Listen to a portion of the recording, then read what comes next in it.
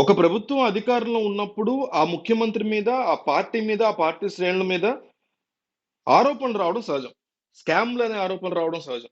గతంలో కాంగ్రెస్ పార్టీ గాని, తర్వాత బీజేపీ గాని రకరకాల స్కాముల్లో ఇరుక్కున్నటువంటి బాగోతులు మనం చూసాం. అయితే జగన్మోహన్ రెడ్డి ప్రభుత్వం మీద అన్ని విషయాల్లో వచ్చినటువంటి ఆరోపణలు ఒక ఎత్తైతే, లిక్కర్ విషయంలో వచ్చినటువంటి ఆరోపణలు ఒక ఎత్తు. స్కామ్ పరంగా, క్వాలిటీ పరంగా, బ్రాండ్‌లు ఆపేయటం, ఉన్నటువంటి మద్యం కల్తీ, దాంట్లో ఉన్నటువంటి టేస్ట్ బాగోకపోవడం ఇట్లా అంటే కేవలం ప్రతిపక్షాలు పక్కన పెట్టండి. సామాన్యులు మందు తాగడం అనేటువంటి జీవితంలో అదొక ఉద్యమంలాగా చేస్తుంటారు జనాలు చాలా మంది. ఎంతో మంది 80% ఆఫ్ ది ఇండియన్ ఓటర్స్ తాగుబోతులే. ఎస్పెషల్లీ సౌత్ ఇండియాలో అయితే ఇక చెప్తున్నా ఒక ఉద్యమంలాగా ఉంటది. అందువల్లే అదొక main stream of ah, revenue అయిపోయింది ప్రభుత్వాలకి. Which is very bad. Which is really disaster. సరే అయితే జగన్మోహన్ రెడ్డి మీద ఈ స్కామ్ ఆరోపణలతో పాటుగా ఆయన ఏం చెప్పేవారంటే గతంలో ఏకంగా హామీ ఇచ్చారు మద్యపానం మొత్తం నిషేధం చేస్తామని. అదైతే జరగల.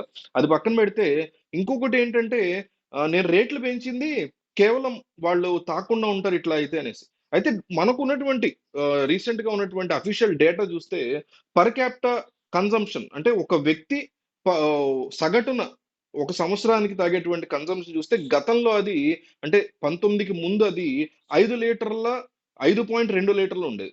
అంటే ఒక మనిషి ఒక ఏడాదికి 5.2 లీటర్ల సగటున మందు తాగేటువంటి సిచ్యువేషన్ ఉండేది. మరి నేను మందు మానిపించడానికే రేట్లు పెంచాను ఆయన చెప్పారు కదా! పైగా కల్తీ మందులు కూడా పెట్టారన్న ఆరోపణలు ఉన్నాయి కదా! 23, 24 అంటే ఏప్రిల్ టు ఏప్రిల్ డేటాను చూస్తే అప్పట్లో 18, 19 ఏప్రిల్ డేటా అది. ఇదేమో 23, 24 ఏప్రిల్ డేటాను చూస్తే మైండ్ బ్లోయింగ్‌గా 6.4 లీటర్లు పర్ క్యాపిటా కన్సంప్షన్ పెరిగిపోయింది. అంటే ఈయన చెప్పింది కంప్లీట్‌గా మద్యపానం తీసేస్తామని. అదసలు biggest revenue source of any south Indian state. పోనీ major south Indian states and major states in the country. దాన్ని తీసేస్తానని చెప్పడం పెద్ద జోక్ అది. ఇంపాసిబుల్‌గా అంత ధైర్యం ఉన్న, దమ్మున్న నాయకులు ఎవ్వడు లేడు అసలు ఈ దేశంలో. అంత సీన్ ఎవడికి లేదు.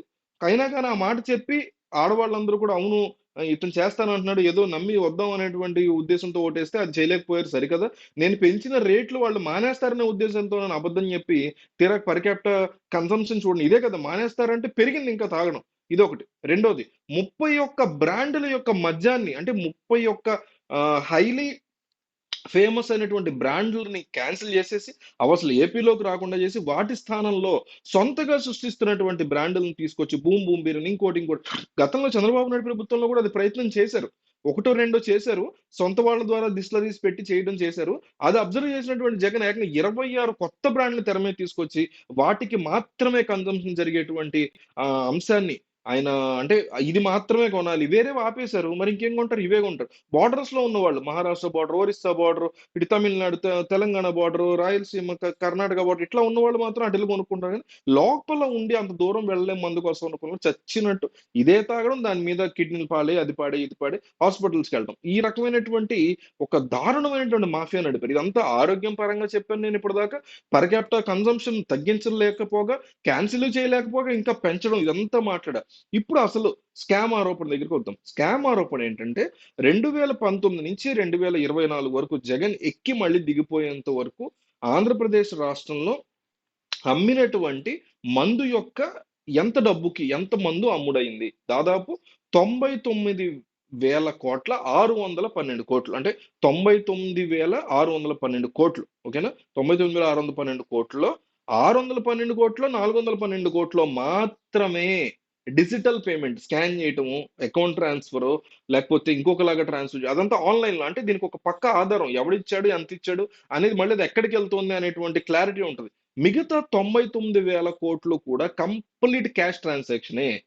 నువ్వు బ్యాంక్‌కెళ్తావో, తెచ్చుకుంటావో, కూలి పని చేసుకొని తెచ్చుకుంటావో, ఇంకొకటి చేస్తావు, ఇంకోటి చేస్తావు, ఏటీఎంలో డ్రా చేసుకున్నావు మాకనవసరం. బట్ క్యాష్‌ని మాత్రమే ఆఖరికి ఆయన దిగిపోయే టైంకొచ్చే టైంకి అప్పటికి కేంద్రం కాస్త సీరియస్ అయినప్పుడు, అప్పుడు ఈ యొక్క ఏదైతే డిజిటల్ ట్రాన్సాక్షన్ ఉందో అది పెట్టారు. కానీ ఆ విషయం చాలా మందికి తెలీదు కదా! 5 సంవత్సరాలు లేదా 4.5 సంవత్సరాల నుంచి కూడా వాళ్ళు డబ్బులు క్యాష్ మాత్రమే తీసుకుంటార్రా బాబు అని, క్యాష్ మాత్రమే తెచ్చుకున్నోడు సడెన్‌గా డిజిటల్ పేమెంట్ ఉందని తెలియడానికి చాలా టైం పడుద్ది కదా!